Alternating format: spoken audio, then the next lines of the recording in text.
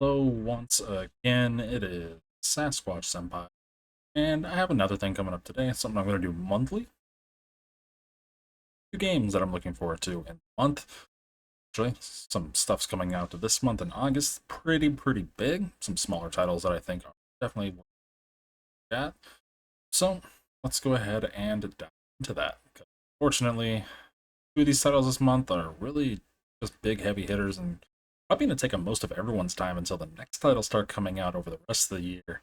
I think the rest of these are probably worth checking out, at least around your playtime for obvious ones like Baldur's Gate. So let's go ahead and dive in. So, naturally, the biggest title we have coming out, one of the biggest titles, it's definitely up Tell there, me, tied for first. why have you We have come Baldur's to Gate measure? 3, the long-awaited sequel, and the third game in the Baldur's We Gate must all clear franchise. ourselves of the It's entire almost upon cult us, of the just a couple days excellence. away, and we lose ourselves once more in one of the most recognizable settings in Wizards of the Coast Dungeons and Dragons universe. Now, this is solely the PC release of the title. The PS5 version is still set for September 6th, 5th, You may those just be the two, godsend we've while been the praying for. Xbox Series X and S versions are still somewhere out in the future, and it's looking like, with some new news today, it's going to be 2024, while You have a mind for Larian attack Studios rather irons than out some brain. issues they're having with the Series S Let's try to version. find a solution together So, before Baldur's it's Gate too 3 is late. definitely the most anticipated CRPG in the last, probably forever, from masters of the genre. Exactly. They're behind the last big one, Divinity Original Sin 2. That game also received console ports. Everything to the Switch was a major hit. Naturally, they were given reins to the Baldur's Gate franchise to follow up. Now, Baldur's Gate 3 has been in early access on the PC for the last 3 years, though only for the first act, and it was a blast then, and it was a blast at every major update that I took a playthrough on it as well. New races, new classes, new systems implemented to give us all a taste and give some feedback on it. And we have next 2 more days until that's fully released for us, and there will not be preloading, so mind that. Apparently, the average playthrough time will be about 75 to 100 hours to make it through the acts. This doesn't even account for all the possibilities of the side content you can get into from different variations of your actions, conversation choices, action choices. Now, rest assured, it is a CRPG, so combat is much slower than the average game, and it's extremely bloated with the strategy behind the gameplay, so it's going to play a lot slower. On top of this, there are also 174 hours of cutscenes and cinematics within the game. This isn't going to be each playthrough having 174 hours. This is all total variations. Cutscenes from the game, from decisions you make with different NPCs, with different companions, but there are 174 total hours. So to get the absolute most out of Baldur's Gate 3 and see everything there is to offer, be prepared to replay it a lot and spend a lot of time. But my time from Larian's prior games, such as Divinity Original Sin 2 and their prior Divinity titles, replaying these games and choosing new actions and responses and choices in your dialogue options is absolutely always worth the time. I almost And feel so, sorry once again, for them. Baldur's Gate 3 is launching on PC on August 3rd for $59.99 and on September 6th for PS5 at $69.99. Next up this month, we have 30XX. 30XX is the sequel to 20XX, sent 1,000 years after that title. Both of which are really a love child of classic action for platformers such as Mega Man and roguelites such as Legacy. 30XX has had an entirely revamped visual style and even more in tune with that love child of action platformers and roguelikes. They have Glaber Kotaki coming from Rogue Legacy designing all of the visual sprites. So the visual style has been moved to appear more akin to modern Mega Man titles such as Mega Man ZX, and visual style itself is fantastic. I've loved every moment I've played of it while it's been in early access on Steam. So if you have played any of the Mega Man titles, great news, you will feel right at home. This is, at its core, a love letter to those games of old, but with some great modern additives. Each level is essentially randomly generated for you to progress through, instantly providing replayability as you boot up the game each subsequent time after you have to restart. Though, if you do not want a new generated world each time you play, you do have the option of kicking into Mega Mode, which has the world save its entire state, rather than resetting after each death. So while the mobs and monsters that you do have to fight through will reset, the world's layout will remain the same for you each time after you respawn. On top of the roguelike mode, and on top of this mega mode, they also do have a third mode. A level editor is baked into the title, and it's the exact editor that the developers apparently use themselves. So, you can even create your own individual levels or entire campaigns to play yourself or share online.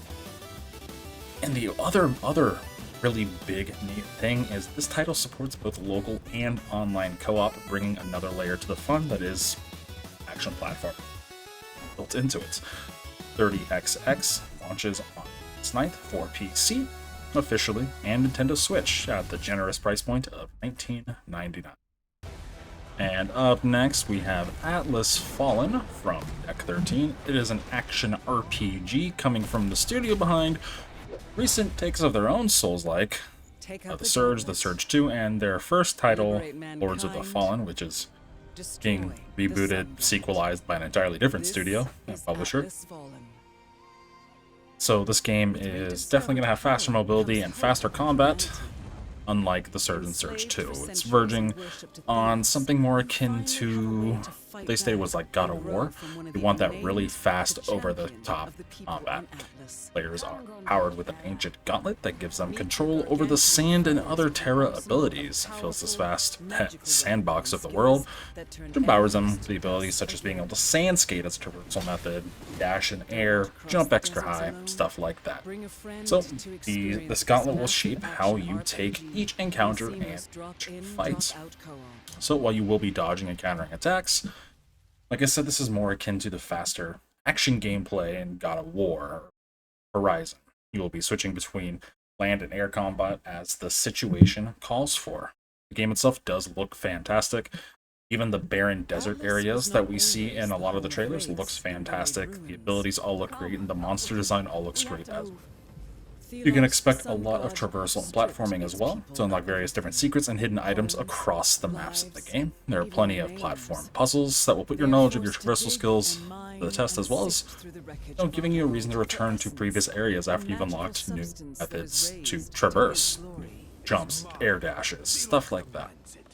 Various weapons will be summoned on the fly, helping you change your combat and your playstyle from slow and heavy hitting great hammers to faster attacking weapons. Throwing daggers, little bits of sand you're throwing. Plenty of customization for both your avatar and your playstyle wait in this game, and it is cooperative as well, so mixing and matching playstyles in the super fast-paced action RPG will bring more chaos to the fun. Atlas Fallen launches on August 10th for PC at $49.99, PS5 for $59.99, and Xbox Series X and S for $59.99 as well. Next up, we have Everspace 2 coming from Fish Games. It is a third-person RPG technically, but you are third-person of a spaceship, and it is dogfighting. Just to let you know, this game is more on the arcadey side of things, where you won't be playing it like it's Elite Dangerous or the perpetually in development Star Citizen. Those titles are more akin to simulation. This is a fast-paced action game where you have different skills and abilities based on the ship. Earning credits from missions and objectives will allow the player to earn credits to purchase new ships in different classes to change the gameplay at its core, which these ships are essentially your RPG's classes. Faster ships, doing less damage, long-range ships, stuff like that. So, they each come with different skills and abilities that come with them, and as you progress through the game, you'll help unlock new abilities to socket on, new weapons as well to help you take on new and tougher enemies by upgrading your ship.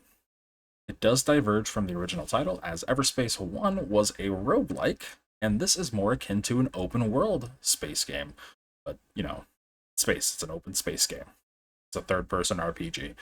This game also doesn't end after the campaign is finished, so while you're leveling up your ship and trying out new weapons and skill combinations on your different ships, endgame areas will become available, providing even better opportunities for high-end gear to be obtained and even larger challenges to see how your build will fare against tougher opponents. Everspace 2 has had the luxury of being having an early access on both Steam and a game preview on Games Pass, which is essentially its early access, allowing the community to help provide feedback to Rockfish Games to tweak the game as necessary to create a more fun experience for its user base. It is launching in full on August 15th for PC at $49.99 and on PS5 and Xbox Series X and S at $59.99, while it will also be remaining on Xbox Games Pass currently for users. And if there was a sleeper game watching out for this August, it would definitely be On Guard. On Guard has all the makings to be a sleeper hit this year, from its flashing, colorful, painted-looking visuals to its fast action gameplay that verges on a mix between Soulsborne style and environmental combat from Sims from Arcane Studios, such as Dishonored or Heroes of Might, Magic, Dark Messiah. You take up the sword as Adalia de Volador, a legendary swashbuckling adventurer and proclaimed hero of the people, and are working to take down the cruel Count Duke. Given the ability to counter and parry enemy attacks, follow them up with your own. However, that's just the basics of the game. You'll be looking to use the environment to your advantage as well, you know, along with some slapstick-style humor thrown in. From the simple and mundane, such as vaulting over tables and ledges to avoid enemies in position, to kicking enemies into large objects to incapacitate them, comically falling over on top of them, or to even throwing buckets and the like onto their heads to give yourself an open or attack. Definitely some fun combat to be had here to experiment with. If you're curious about the title, there is a demo version available on Steam via courtesy of the Steam's Next Fest from a few weeks ago. Funguard is absolutely brimming with personality and humor, to the bright colors to the overtop characters. The studio itself is interesting as well. The title started off as nothing more than a school project for some students, and when developers worked on it, thought that they had something fun and special on their hands, they created a full-on developmental studio to work on the title and get released. This student project turned passion project is launching on August 16th, currently only for PC, and there is no price point yet. Kind of flipping the script here and going from super small studio to EA, we have Immortals of Avion. It is an interesting title as well. Same sense as, say, under the EA Originals brand and coming from Ascendant Studios, who themselves kind of have a weird veteran makeup from the industry, former Call of Duty vets and players from Telltale Games past. As well as being a single-player only corridor shooter akin to Doom, it doesn't really fit into EA's typical highly monetized wheelhouse of hellscape releases, but we are getting it nonetheless. I think we're all the better for it. In Immortals of Avion, you take on the role of an immortal, a front-line magic-shooting soldier in a war, but of course you're special, as you can wield all three colors of magic. And using guns, you're shooting magics using a special bracelet, and each color that you have initially is a different type of gun. They replicate from pinpoint accurate and powerful blue to high firing, fast firing green to close range and AoE red. And there are other spells and abilities mixed in to give you variety. If you've played Doom, it's a lot like Doom. Just check it out. You'll see, yep, this is Doom but with magic. Going from room to room and spectacle arenas and the spectacle bosses and encounters, but the game itself appears to be a spectacle.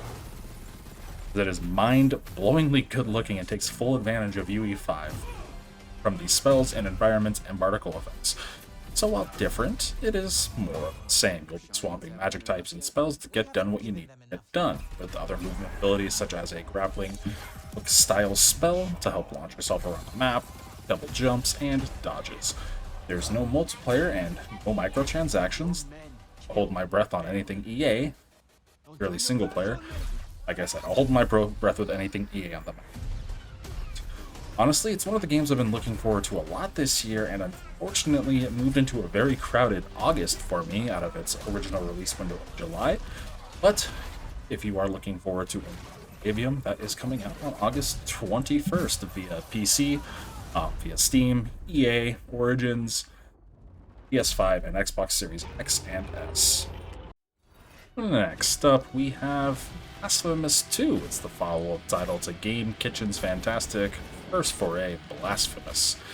It is a Metroidvania that's hard to its core and steeped with Spanish Catholic mythos, if you go that far. So if you're a fan of Metroidvanias, you'd honestly be really wrong to miss out on this one.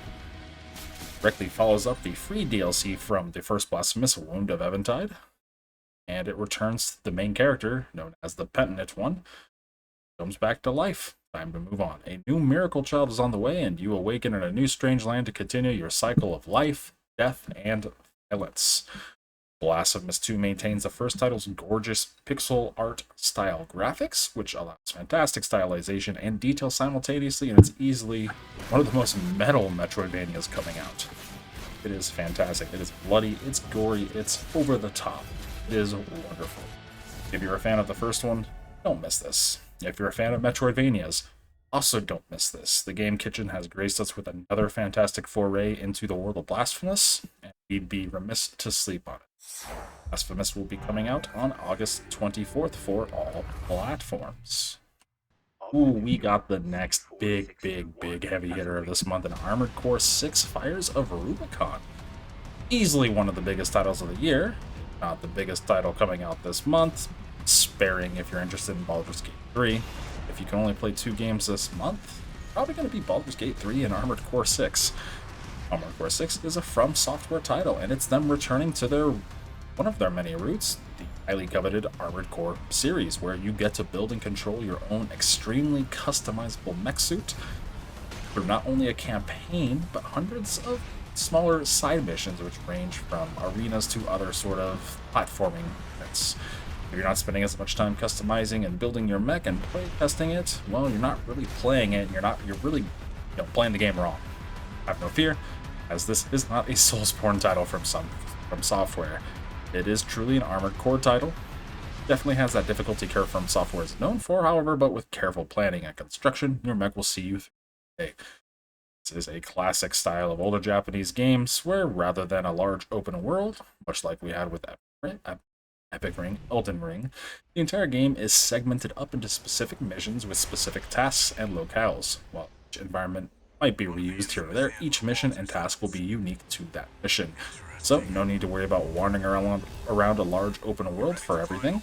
Choose your mission and you go, much like the classic Armored Core titles. Fortunately for me, this game is coming out at the end of August, which gives me quite some time with Baldur's Gate 3 and anything else sprinkled in there. But that might not be enough. Armored Core 6 is guaranteed to have a ton of content within it, as well as great replayability, as you look to master each different level and mission with an S rating, proving that you are in fact the best AC pilot on Rubicon. Armored Core 6 Fires of Rubicon launches on August 24th for PC, PlayStation 5, and Xbox Series X and S for $59.99. From Software and Bandai Namco out there. Good guys keeping everything at that lower price point.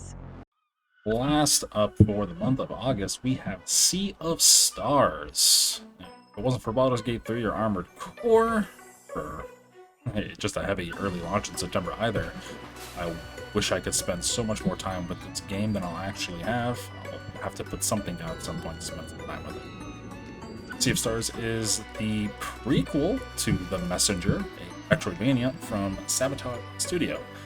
Don't let that Metroidvania of the first title fool you. Sea of Stars is what amounts to a love letter to classic SNES-era RPG games such as Chrono Trigger. It is pixelated, and honestly, despite that, it is one of the most beautiful games I have ever seen.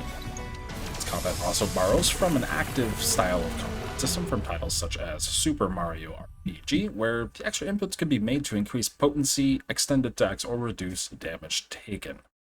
You will be embarking on an adventure as one of the 2 main characters, although the other will be in your party as an extra character to play around with if need be.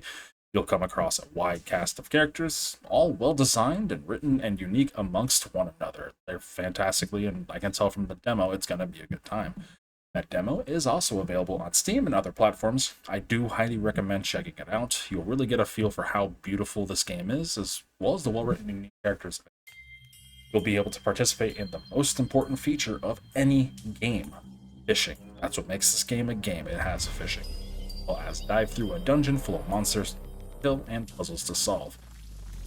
I once again cannot stress enough how absolutely beautiful Sea of Stars is, and unfortunately have trouble finding time for it around other titles this month. Baldur's Gate 3, Core 6, and Starfield coming out the beginning of September. But this will also be a perfect title to take with me on my Steam Deck, as that has turned into an absolute banger of a machine for RPGs for me.